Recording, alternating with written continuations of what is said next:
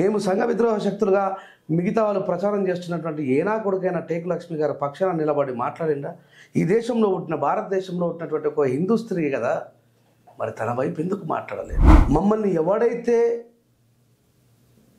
అంటరాని వాళ్ళుగా చూస్తున్నారో వాళ్ళని వదిలేసి క్రైస్తవుల మీద, ముస్లింల మీద ఏమని మాట్లాడమంటారు?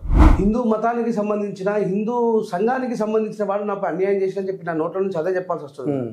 అట్లా మిగతా వాళ్ళకి ఏంటంటే రంజల్ రాయ్స్ ఎందుకు కేవలం హిందువులనే టార్గెట్ చేస్తారు? నన్ను టార్గెట్ చేసింది హిందువులే కదా, నేను హిందువులే కదా, మరి నేనెవరికి చెప్పుకున్నా? వాళ్ళ తెలుసో తెలియకనో నీ భార్య వేరే పనులలో బిజీగా ఉన్నప్పుడు, తండ్రిగా ఉన్న నువ్వు నీ కూతురు పోయి ఎక్కడన్నా స్టవ్ను దేనో ముట్టుకుంటే ఆమెకు బొబ్బ కట్టిపోతే వచ్చి పిల్లాన్ని కొడతాం. అవును, ఏం చేస్తున్నావు, ఏం బిగుతున్నావు నువ్వు ఇంట్లో ఉండి, పాపక జరిగిందని.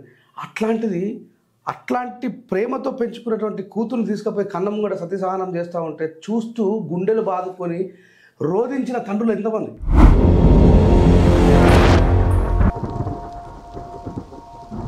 ఎక్కడ వచ్చింది స్త్రీ జాతికి స్వాతంత్రం? ఏ స్త్రీకి ఇచ్చింది స్వేచ్ఛ ఈ భారతదేశం? అడుగడుగున మంటలు పెడుతున్న చరితము, హత్యాచారాలకు అవుతుంది నిలయము, నడి రోడ్డున చంపుతున్న స్పందించని సమాజం, దినదినమున దిగజారుతూ బ్రతుకుతుంది ఈ జగం. ఎక్కడ వచ్చింది స్త్రీ జాతికి స్వాతంత్రం? కడుపులోనే ఆడదని తెలుసుకుంటారు, కారుణ్యము లేక మమ్ము చంపుతున్నారు, పసిపిల్లలమని చూడక మీ కామముతో పాల బుగ్గలెన్నో చిదిమి వేస్తా ఉన్నారు. అమ్మగా మీకు జన్మనిచ్చి చేసిన మా తప్పు, ఎందుకింతగా మాకు తలపెడితిరి ముప్పు అనే పాట ఒక స్త్రీకి జరిగిన అన్యాయానికి నేను రాసిన. కానీ ఈ దేశంలో ఒక రెడ్డి కులానికి చెందిన ప్రియాంక రెడ్డికి జరిగిన సత్వర న్యాయం ఒక దళిత కులానికి చెందిన టేకు లక్ష్మికి జరగలేదు. మేము సంఘ విద్రోహ శక్తులుగా మిగతా వాళ్ళు ప్రచారం చేస్తున్నటువంటి ఏనా కొడుకైన టేకు లక్ష్మి గారి పక్షాన నిలబడి మాట్లాడిందా? ఈ దేశంలో పుట్టిన, భారతదేశంలో పుట్టినటువంటి ఒక హిందూ స్త్రీ కదా, మరి తన వైపు ఎందుకు మాట్లాడలేదు? అప్పుడు మేము మాట్లాడినాం, we should respect, we are all Indians. అందుకే మేము ప్రియాంక రెడ్డి గారి కోసం మాట్లాడినాం. టేకు లక్ష్మికి న్యాయం జరిగేంత వరకు పోరాడుతూనే ఉన్నాం, పోరాటం కొనసాగుతూనే ఉన్నది. ఇప్పుడు దాకా న్యాయం అయితే జరగలేదు. ఎక్కడ న్యాయం జరిగింది? ఇప్పుడు ఆమె కోసం వాళ్ళని చంపేసిరే.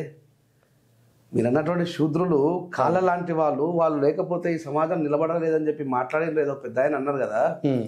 అవతల ప్రియాంక రెడ్డి గారు ఏ కులానికి చెందిన ఆమె మీద అత్యాచారం చేసినటువంటి వ్యక్తులు ఎవరు? మరి యువతల బంధుకు ఎందుకు జరగలేదు న్యాయం? సో మాలాంటి వాళ్ళు అలాంటి సంఘటనలు రిపీట్ అవుతూనే ఉన్నాయి కాబట్టి మేము ఓటమిని అంగీకరించము, ఓటమిని ఒప్పుకోము, సమాజం వైపు ప్రయాణిస్తూనే ఉంటాం. ఇప్పుడు మన దేశంలో ముఖ్యంగా జరిగేది వివక్షత అని మీరు మాట్లాడుతున్నారు. ఆ వివక్షత, మత వివక్షత కూడా ఒకటి తోడై ఉందనేసి అనుకోవచ్చు అంటారా? మతంలోనే వివక్ష ఉంది కదా, కులాలు మతాలు అని చెప్పి.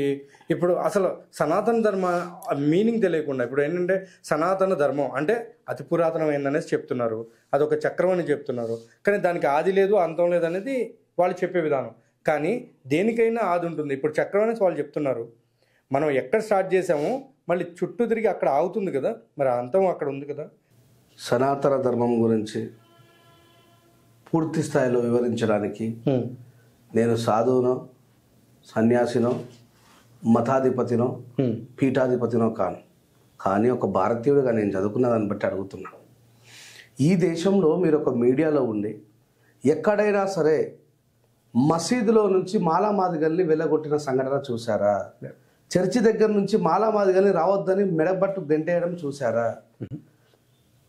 మాలామాదిగలు హిందువులే, మెడబట్టి గుళ్ళోకి రావద్దని గెంటుతున్న వాళ్ళు హిందువులే. మరి మా బాధ ఎవరికి చెప్పుకోవాలి? మేము మమ్మల్ని ఎవడైతే అంటరాని వాళ్ళుగా చూస్తున్నారో వాళ్ళని వదిలేసి క్రైస్తవుల మీద, ముస్లింల మీద ఏమని మాట్లాడమంటారు? సనాతన ధర్మమే కదా మమ్మల్ని అంటరాని వాళ్ళుగా చేసింది. సనాతన ధర్మమే కదా మమ్మల్ని గుళ్ళో నుంచి బయటకు తోస్తూ ఉన్నది. మరి ఏ ఒక్కరు రాలే? చాలా చేంజెస్ జరిగినాయి. గుళ్ళోకి ఎవరైనా వెళ్తున్నారు, అలా రానివ్వకుండా ఎట్లాంటి గుళ్ళు లేవు అనేసి కూడా మాట్లాడుతున్నారు. వందలాది ఎవిడెన్స్ చూస్తూ ఉన్నాం మనం. వందలాది ఎవిడెన్స్ చూశాను. గౌరవ ముఖ్యమంత్రి కేసీఆర్ గారి సొంత జిల్లాలో దళితులని బొడ్రాయి పండుగ దగ్గరికి రానియకుండా చితకబాదిని, ఓకే, స్త్రీలని దళిత స్త్రీల బతుకమ్మలు ఊర్లో అందరూ చెరువులో వేసిన తర్వాత వేయమన్న సంఘటనలు ఎన్ని కావాలి కోకొల్లో. నిన్నగాక మొన్ననే మొట్టమొదటిసారి నాకు చాలా బాగా అనిపించిన విషయం ఏంటంటే చీకోటి ప్రవీణ్ గారు క్రాంతి అప్పుడు సిగ్నేచర్లో చేసాను అనుకుంటే, బహుశా లేదంటే ఆయన సొంత ఛానల్లో నేను ఇంటర్వ్యూ చేసినప్పుడు చెప్పినా, మరి ఎందుకన్నా మీరు ఇంత హిందువుల కోసం పోరాడదామని అంటారు కదా, మరి దళితులని అంటరాని వాళ్ళగా చూసినప్పుడు గుళ్ళోకి రానినప్పుడు మీరు ఎందుకు స్పందించారంటే, ఎందుకు స్పందించా, నా దగ్గర తీసుకురా అన్నాడు. అవును. సో మేము ఆయనకు చెప్పినాం. ఈ మాట విన్న తర్వాత అన్నాకి ఇట్లా పలానా వికారాబాద్ జిల్లాలో అమ్మాయి అబ్బాయి పెళ్లి చేసుకోవడం కోసం గుళ్ళోకి పోతే గుళ్ళోకి రానియలేరు పంతులు గారు, వాళ్ళ బాబు గుడి బయటకు తీసుకుపోయి, పంతులు గారు కొడుకు గుడి బయటకు తీసుకుపోయి వాళ్ళకి పెళ్లి చేసినన్న, దీని మీద మీరు స్పందించాలంటే సత్వరంగా స్పందించండు. అవును. అట్లాంటి హిందువులు కావాలా, మానవతా భావజాలం కలిగిన వాళ్ళు కావాలా, ఎవరినైనా సరే సమానంగా చూసే హిందువులు కావాలా. ఇప్పుడు నన్ను గుడిలోకి రానియనోడే హిందూ పేరు మీద రానియకపోతే నేను హిందూ మతానికి సంబంధించిన హిందూ సంఘానికి సంబంధించిన వాడు నాకు అన్యాయం చేసినని చెప్పి నా నోట్ల నుంచి అదే చెప్పాల్సి వస్తుంది. అట్లా మిగతా వాళ్ళకి ఏంటంటే రెంజల్ రాయిస్ ఎందుకు కేవలం హిందువులనే టార్గెట్ చేస్తాడు. నన్ను టార్గెట్ చేసింది హిందువులే కదా, నేను హిందువులే కదా, మరి నేను ఎవరికి చెప్పుకోవాలా బాధ. నేను హిందువులు టార్గెట్ చేస్తే ముస్లింలను తిట్టాలా, నేను హిందువులు టార్గెట్ క్రైస్తవులను తిట్టాలా, తిట్టలేను కదా. అంతేగా మరి అదే విషయం. వాళ్ళకి ఏమనిపిస్తుంది అంటే రెంజల్ రాయిస్ సనాతన ఎందుకు ఇష్టం ఉండదంటే, ధర్మం అంటే ఏంటి, అందరినీ సమానంగా చూడడం. మరి నీ దగ్గర చాతుర్వర్ణ వ్యవస్థలో నువ్వు ఏమంటున్నావు, ఈ కిందున్న వాళ్ళు పై ముగ్గురికి సేవలు చేయాలా, ఇదేం ధర్మం నాకు అర్థం కాదు. ధర్మం అనేది నేనేమనుకుంటానంటే మనుస్మృతిలో క్లియర్గా రాసింది ఉంటుంది, అధ్యయనం అధ్యాపకం బ్రాహ్మణ నామ కల్పయాతని. చదువు నేర్చుకోవడము నేర్పడం రెండు కూడా బాపనలు ఉంటాయి. అందుకే మీ అమ్మకో చదువురాదు, మా అమ్మకో చదువురాదు. ఎందుకంటే బహుశా మనం ఇద్దరం శూద్రం కావచ్చు. మీరు ఒకవేళ బ్రాహ్మణ అయితే మీకు ఉంటుంది. ఎందుకంటే అంబేద్కర్ గారు రాసిన రాజ్యాంగాన్ని కంటే ముందు పుట్టిన వాళ్ళకి బ్రాహ్మణులకు తప్ప ఎవరికి చదువు లేదు, అదే చట్టం. మనుస్మృతిలో అధ్యయనం అధ్యాపకం బ్రాహ్మణ నామ కల్పయాత అనేది ఒక చట్టం. అట్లాంటి చట్టాలు ఈ శూద్ర కులాలకు సంబంధించిన దాంట్లో చాలా ఘోరమైన భయంకరమైన వివక్ష ఉంది. దాంట్లో శూద్రులకు బ్రాహ్మణులకు సంబంధించిన స్త్రీకి కూడా చదువు లేదు కదా. సతీ సహగమనం అందరికి చేశారు కదా, బ్రహ్మానందం గారు మాట్లాడేది అదే. సతీ సహగమనం చేసినప్పుడు మరి పతి సహగమనం చేయలే, సతీ సహగమనం చేసినప్పుడు పతి సహగమనం చేయాలి కదా, మరి ఎందుకు చంపలే మొగోలని.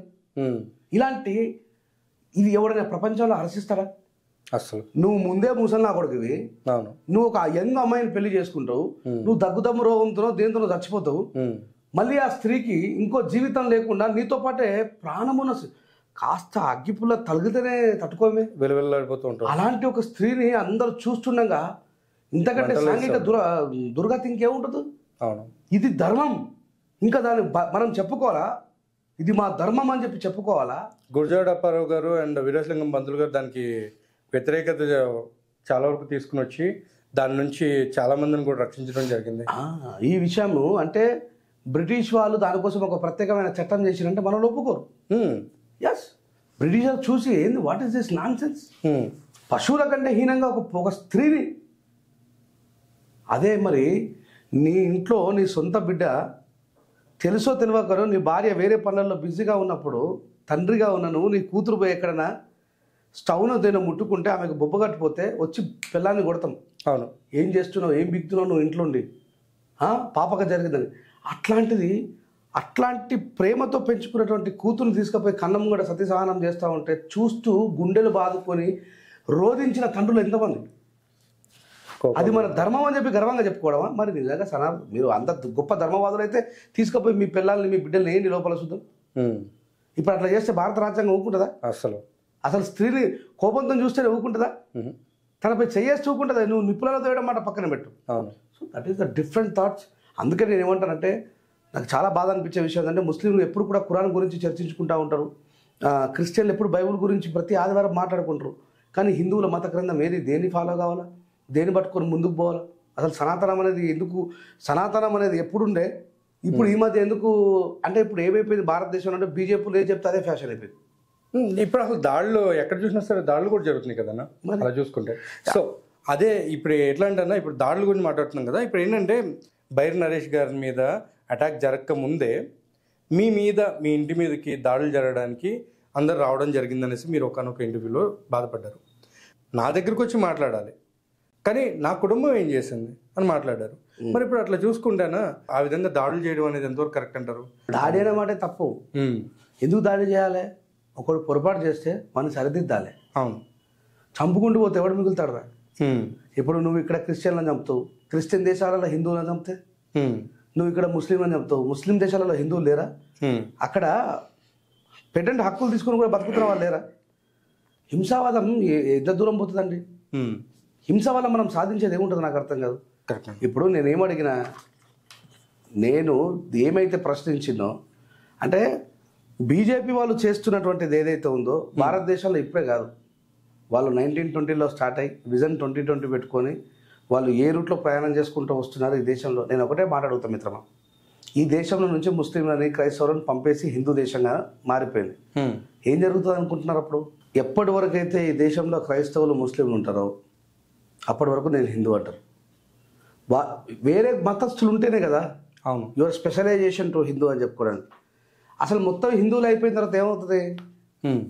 నువ్వు ఏ వర్ణానికి చెందినవాడు వెతుకుతారు. నువ్వు శూద్రుడివా, వైశ్యుడివా, క్షత్రియుడివా, బ్రాహ్మణుడు అని వెతుకుతారు. అంతా హిందువులు అయిపోయిన తర్వాత ఏమంటారు? నీ కులాన్ని వెతుకుతారు. వీడు ఏ కులానికి చెందినవాడు,